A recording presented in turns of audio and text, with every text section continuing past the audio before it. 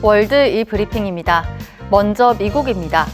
미국의 10월 물가 지표들이 소폭 반등한 가운데 제롬 파월 연방준비제도 의장은 경제가 금리 인하를 서두를 필요가 있다는 어떤 신호도 보내고 있지 않다고 밝혔습니다. 파월 의장은 미국 경제의 강력한 모습이 통화 정책에 신중하게 접근할 수 있는 능력을 제공한다며 이같이 설명했는데요. 향후 물가 전망에 대해선 2% 목표를 향해 안정적으로 둔화하고 있지만 아직 거기에 이르진 못했다고 말했습니다. 앞서 미국의 10월 소비자 물가 상승률은 1년 전보다 2.6% 상승하며 둔화세를 멈추고 7개월 만에 반등했는데요. 시장은 연준이 내년 이후 금리 인하 속도를 늦출 가능성이 커졌다고 보면서도 12월 금리 인하 기대를 철회할 정도는 아니라고 해석했습니다. 중국입니다. 중국의 전기 자동차 등 연간 신에너지 차량 생산량이 세계 최초로 1,000만 대를 넘어섰습니다.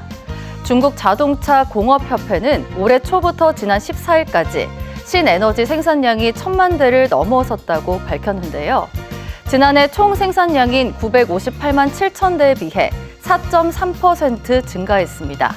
중국의 신에너지 차량은 9년 연속 글로벌 생산 판매 부문에서 1위를 차지하고 있는데요. 당국은 중국 신에너지 차량이 국내 시장 수요를 맞추면서 전 세계 소비자의 환영을 받고 있다고 말했습니다. 미국입니다. 글로벌 테크 기업 메타 플랫폼스가 인스타그램과 왓츠앱을 인수해 소셜미디어 시장을 독점했다는 이유로 미국 연방거래위원회와 소송전에 직면했습니다. 2020년 미국 연방거래위원회는 페이스북이 2012년 인스타그램과 2014년 왓츠앱을 비싼 비용을 지급하고 인수했다며 반독점 소송을 제기했는데요. 메타는 두 건의 인수는 경쟁 제한을 위한 게 아니라며 해당 소송을 기각해달라고 법원에 요청했습니다. 하지만 워싱턴 DC 지방법원이 연방거래위원회의 반독점 소송을 기각해달라는 메타의 요청을 대부분 거절하고 재판을 진행하기로 결정했습니다. 메타는 유럽에서도 지난 14일 반독점법 위반을 이유로 약 1조 1,812억 원의 과징금 폭탄을 맞기도 했습니다.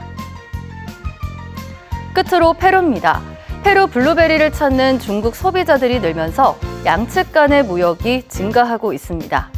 세계 최대 포도 수출국 중 하나인 페루는 올해 중국으로 블루베리 48,400톤을 수출한 것으로 추산되는데요.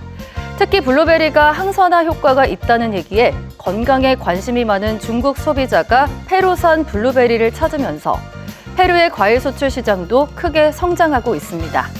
공식 자료에 따르면 페루는 중국과 자유무역 협정이 발효된 이후 14년 동안 농산물 수출은 18배 증가했다고 밝혔는데요. 2023년 양국 간 교역액은 총 376억 7천만 달러로 중국은 현재 페루의 최대 무역 파트너이자 최대 수출 시장으로 자리 잡았습니다. 지금까지 월드이 브리핑이었습니다.